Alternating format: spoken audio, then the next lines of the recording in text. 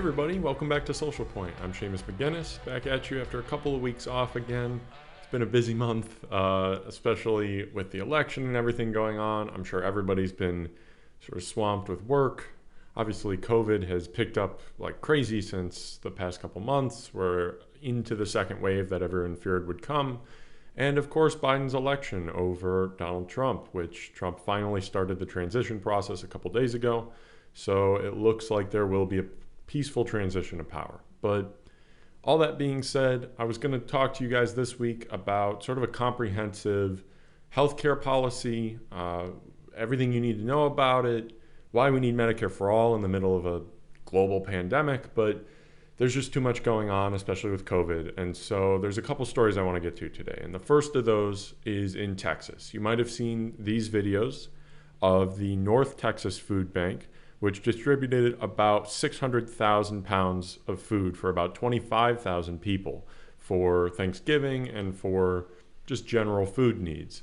Now, of course, that's a record amount of food that they're seeing given out at these food banks. But not just that, 40% of the people who are coming into these food banks are coming for the very first time. And all this is, of course, in the midst of Texas becoming the first U.S. state to hit 1 million COVID cases, which is more than most countries around the world. And so, of course, as we've seen, if you've been following the news, COVID in general is hitting record numbers every day in the US. We're breaking world records in cases, tests, hospitalizations, and in deaths. And sadly, we're not trending in the right direction. And so that is not just having a national impact in terms of, concerns about the economy or concerns about jobs, which there have been massive job losses, but that doesn't just translate to the stock market. Of course, the stock market just hit 30,000 points for the first time. So if you ever have any sort of confusion over whether there's a connection between Wall Street and between what happens to people on the ground, let this dissolve any sort of myth you have about that. But what's way more important than that is what's happening at the community level. Of course, states tend to have different restrictions on building a deficit or having debts within cities, municipalities, and across the whole state. And so because the federal government has made it painfully obvious that they have no plans of actually providing aid to cities or to states to try and balance their budgets, every city's running up a massive deficit right now to try and deal with the pandemic. And they have been since March when the lockdowns started. And so how are they going to pay for it? It's going to come in the form of budget cuts. But far more importantly than that even is what's happening to the people on the ground. And one woman at this food bank said, "I haven't been working since December. I can't find a job. They cut off my unemployment. It's a big deal. It's a real big deal." And I think that really captures what's happening to a lot of people. As we're heading into the 8th, 9th, 10th month, we're coming up on a year of the pandemic here. And while other countries around the world have started to beat it, or at least when they locked down, they didn't have everyone lose their jobs because they would nationalize the wages. We didn't do any of that. We gave a $1,200 payment, and that was about it for people who stayed working. Now, of course, if you lost your job, there was the unemployment benefits. We upped benefits by $600 a week. And that was hugely helpful. That was probably the most generous policy that we've seen from the US government since the New Deal. But over the past century, we've seen the total collapse of the New Deal coalition and thus the welfare state that it was built with. And that has a whole lot of consequences right now when you hit some kind of catastrophe and you don't have any way of dealing with it. But other countries tried to nationalize their wages. So during the lockdown, they would pay somewhere from 75 to 85% of their wages would still be paid by the government, and then they'd leave it to the companies to pay the rest. And that was a lot more manageable for companies, of course. And if you're a small business, it means you don't go underwater. But a lot of companies and small businesses around towns here have started to just ignore any sort of stay-at-home orders or ignore orders to shut down and say they'll pay the fine, understandably so, because they'll have to shut their doors permanently if they were to shut down again. And if the government's not going to help, how can we expect them to actually follow this? And so to blame people individually is just the wrong place to lay the blame at. And so to try and lay the blame on small businesses or on business owners even, or on workers is so obviously incorrect, because anywhere else in the world, there was a sort of collective decision that we're going to help each other out here.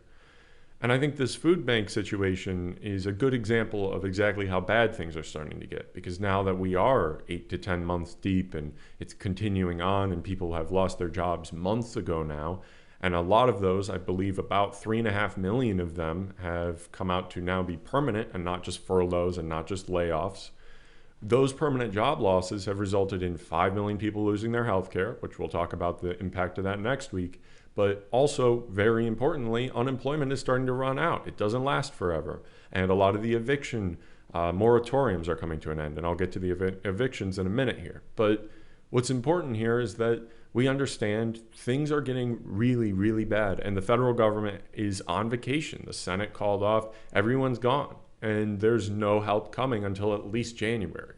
And that's just absolutely appalling. It's awful, and this should never be happening. But we have to understand why it is. But first, let's look over to LA, because this is not just happening in Texas. LA has started to have shutdowns. They have another stay-at-home order in place. So a lot of these people tried to shelter in place in these abandoned homes, ones that were commandeered by Caltrans, which is a California highway project, which took over a bunch of homes and then was abandoned as a project. And so it left all these homes empty and unused. And so a bunch of people who are housing insecure, who don't have somewhere to stay, said, well, we don't want to sleep on the street. We have a family. And so they moved into these empty homes because they're abandoned. So when these families moved into these abandoned homes, they actually did send letters notifying California Governor Gavin Newsom of their intentions, which was they needed somewhere to stay. And of course, those homes haven't been used in years. And so they tried to reclaim it, or they tried to move in just to have somewhere to stay. And what did Gavin Newsom do? Did he write letters back? Absolutely not. Of course not. Instead, on the night of Thanksgiving, a few hours before maybe you might get up to slow cook a turkey, Gavin Newsom sent in 500 highway patrolmen to drag all of these families out of their homes, including minors. And it sure doesn't seem like the police were having any interest in treating these people with any sort of dignity or respect. And the irony, or just the tragedy of it being on Thanksgiving, cannot be lost on us. But in general, the fact that we're just okay with this happening in the middle of our society is just nuts. And of course, a bunch of people, thankfully, showed the power of a community to come together and gathered around the police. And there was sort of a feeling that a riot could start because of the cruelty being carried out. And so they eventually ran the cops out of the neighborhood. But evictions are just getting started around the country. As you can see in this Bloomberg map, anywhere from 30 to 50% of people in almost every state in the nation are facing extremely or very likely evictions in the next 2 months. Now, of course, we aren't in August, we aren't in March. We're headed into the middle of winter in the middle of the US, and 30 to 40% of the people across the whole country are looking at losing their homes. And the apocalyptic nature of that situation cannot be lost on us. And if there is not a national moratorium on evictions, as there was earlier in the year, God knows what's going to happen to all these people. Now, in the middle of all this, there was a little bit of good news, which is that, of course, Joe Biden defeated Donald Trump in the 2020 general elections. But let's not get too far ahead of ourselves here. As I said in the first episode of this show, let's not go back to sleep. And why should we not go back to sleep? It's pretty simple. The government corruption that people were so worried about under Trump, all of the nepotism, all of the basically policy for sale to China, to Saudi Arabia, to anyone willing to give Trump a hotel in their city after the fact, after his administration, I should say. None of those pay-for-play systems are going to stop. It's just that the other governors or the other governments are better at hiding it. And so people like Tony Blinken, who worked for private defense contractors over the past 8 years, before that, he was a Joe Biden advisor. And when he was an advisor, he, of course, advised Joe Biden to get into the Iraq War. And so how does Biden reward him for such wonderful and, of course, totally not flawed advice? He made him the future Secretary of State. take the number one issue in the Democratic primary for Democratic voters. And for young people out there, of course, this is pretty much the main thing that people care about at this point, which is climate change. Of course, we've seen fires in California, we've seen record hurricane seasons. And how does Joe Biden want to react to that? Well, it's looking more and more likely like Ernest Moniz, who is Joe Biden's close personal friend and was also the Department of Energy Secretary under Obama, is going to take up his old role in the Department of Energy. And this is more problematic than you might think. You might not have heard the name before, but you've probably seen a picture of him. He became a bit of a meme a couple years ago, of course, looking like you would expect somebody who runs the Department of Energy to look, because he's a nuclear physicist. But all jokes aside, what has he been doing for the last 4 years, you might ask? Not great things. He ended up working for Southern Company, which is a fossil fuel company. And did he just get paid in a wage? No, he made 6 figures and got paid in stock. Now, if he gets taken back to the Department of Energy, he'll keep doing what he did the whole time when he was with Obama, which is help out fossil fuel companies. He was once a ExxonMobil advisor. He worked with BP. And just generally, he's been a lobbyist for fossil fuel companies for years. And so to expect him to somehow handle climate change and actually make the changes that we need is just completely blinking reality. But I would expect the Biden administration to do somewhat the same thing that someone like Andrew Cuomo has done with COVID. And when he got on his press conference last week, he said this: "If you're socially distant and you wore a mask and you were smart, none of this would be a problem. It's all self-imposed. If you didn't eat the cheesecake, you wouldn't have a weight problem." I think that's a pretty common theme here. You see that with climate change, you see that with COVID. There's a heavy emphasis on blaming the individual, and that's sort of a favorite tactic of liberalism. We see the same thing happening when it comes to dealing with mental health struggles in the pandemic. We expect people to just do it themselves, that, oh, maybe just take more me time or find a way to get away. But it's not that simple, because if you don't know if you're going to be able to pay rent, or you don't know if you're going to lose your house next week, it's not as simple as saying, oh, I'll just work from the library today. And so we have to recognize the societal causes and the way that we need structural change to deal with the issues that are facing individuals. It's not as simple as just having a plastic straw ban. It's dealing with the main outputters of emissions, which are fossil fuel companies. But that's not going to happen if you have an administration run by fossil fuel lobbyists. The same thing goes for Andrew Cuomo. It's absolutely insane to act like COVID is spreading because of people being gluttons because they eat too much cheesecake or they go into restaurants. It's that you forced people to go back to work without giving them any sort of aid.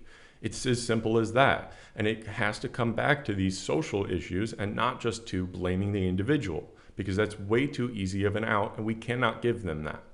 But I think this sort of gets at the struggle that we're going to face over the next 4 years when it comes to politics, when it comes to government, which is that I totally understand why people are cynical about government, why they think that regardless of who they vote for, it's going to look the same.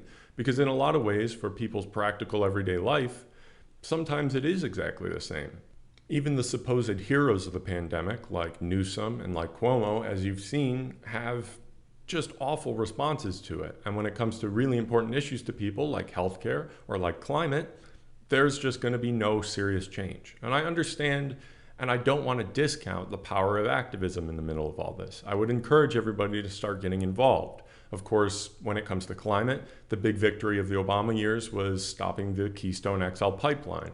But that's really just one small piece of a much larger scenario here that needs way deeper change than just stopping one pipeline at a time. And so you might be able to push Biden, just as we pushed Obama, left on these little issues. Not little, but temporal, very specific as to one pipeline or one company or one regulation. But when it comes to changing their governing philosophy, when it comes to changing the way that they view society, we can't just do that by being in the streets. And in this way, the government's really insulated. And while it's not always a conscious choice to try and show you that you should be nihilistic or to show you that you should feel like you can't affect change, it tends to be the result. Think about something like the Kavanaugh appointment. What was the GOP able to do? In the middle of credible, very, very credible rape allegations, they were able to just push him right on through. And after a massive surge of voters with the biggest turnout election ever and a pretty commanding lead by Biden. What does he do when he gets finally into office or becomes the president-elect? He puts in a supporter of the Iraq War, and he puts in fossil fuel execs to run his policies. The message, whether consciously chosen or not, is that there's nothing you can do about this when it comes to something like foreign policy. And Biden is surrounding himself with a whole team of war hawks, which I will get to the dangers of that soon in a future episode. But something like foreign policy is so deeply insulated because it's run through the president that there's really nothing we can do over the next 4 years to try and stop him. I mean, look at 15 years ago. We had millions of people in the street protesting the start of the Iraq War then, which the now Secretary of State supported, and that was not able to stop the war at all. So how are we supposed to also get millions of people into the street to try and stop a war hawk who supported it then from being in power now? It makes absolutely no sense. And so if you think that you're going to be able to push someone like Nancy Pelosi to the left, for example, I got news for you. She leaves her one little secluded home, takes a private car to a private runway, flies to DC, is driven right into the back door of the Capitol Hill, does the exact same to get back home, and has absolutely no access to communities. These politicians are not forced to walk down Main Street of their town.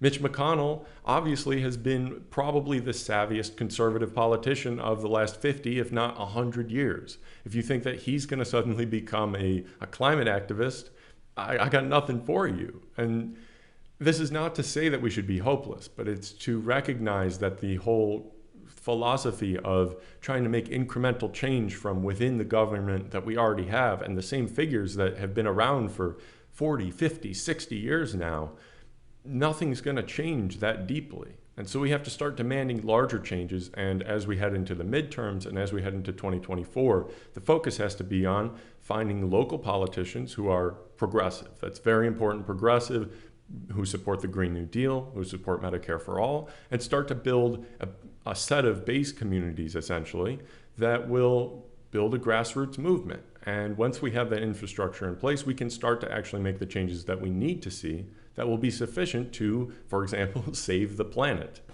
I think this also gets at something really important, which is that even if we were to somehow, by some miracle, push Biden to, I don't know, push a couple $1 billion in climate spending, which would, again, not be enough, but it would be something, or something small like cutting fossil fuel subsidies by 20 or 30%, that's probably doable if we pushed hard enough. Those things are obviously not enough, but we also can't change the way that someone like Joe Biden or someone like Mitch McConnell or someone like Nancy Pelosi views society as a whole. And this gets back to what you were seeing earlier with the eviction crisis. We think of those people as just needing our charity. We tell people, oh, you should be donating to food banks, donate to homeless shelters. And I'm not saying you shouldn't do that. I'm saying that it shouldn't be necessary in the first place. Because we've built a society that's largely punitive. If you make a mistake, or even if you do nothing wrong, but you just have a bad break, it continues to punish you. If you can't make rent, if you try to get your family inside somewhere because there's a shelter-in-place order, what's the governor going to do? Is he going to understand that it isn't some moral failing? You didn't just not work hard enough to end up where you're at? No, they're going to send in the cops, and they're going to kick you back out onto the street. And I think that's a pretty common recognition of there's a divide in the way that we view society. You see, especially a lot of conservatives, but just in general, people being all about the hustle, about just needing to work hard enough and you'll definitely get where you need to go. And this is not to say that any sort of left politics should avoid the idea of having a very stringent work ethic. It's more that we need to combine that with a societal kindness that working hard isn't always enough. There are moms working 3 jobs just to support their kids. We can't possibly accuse them of not working hard enough, and they're the ones who need the food banks on top of that. But we need to start recognizing that society has to be built on solidarity, not through just aid and charity, but through having those be unnecessary, that we actually make everyone the agent of their own ability, not in the liberal sense of, oh, you just got to work hard to achieve your dreams, but that we're going to create a system that's kind, that allows your life to go through hardships without being punished for doing nothing wrong in the first place, because struggles or being permanently relegated to the working class is not some moral failing on any individual's part. It is a systematic and systemic disease that we are facing. And so we have to start trying to find ways to look at society differently. But even if you already view it that way, even though 80% of people in some capacity support a single payer or a universal healthcare program, that doesn't matter, because the people in power don't match the will of the people. This is not a democracy of the many, it's a oligarchy of the few. And so our project over the next 4 years, as we face a Biden administration that will likely try to work with Mitch McConnell on austerity programs and have plenty of fossil fuel execs run their programs, we have to battle back by trying to make this a democracy of the people, because that's what this is all about. And so the government should not just be some arm of corruption. It should be an arm of the will of the people. And if we want Medicare for all, if we want a Green New Deal, that should be what's happening. And so we have to try and build grassroots movements that actually affect that kind of change. That's what I hope to see out of the next 4 years, and that's what I hope people start to recognize is the main divide in our politics today. Not between Democrat and Republican, but between a ruling class and the rest of us that need to find new ways to fight back. You refuse to move forward until you connect with the best of what came before. It could be grandmama or granddaddy, it could be your father or uncle, it could be your coach, it could be your jazz teacher. Somebody you know who enabled you, so you already shatter all of these American myths about being self-made.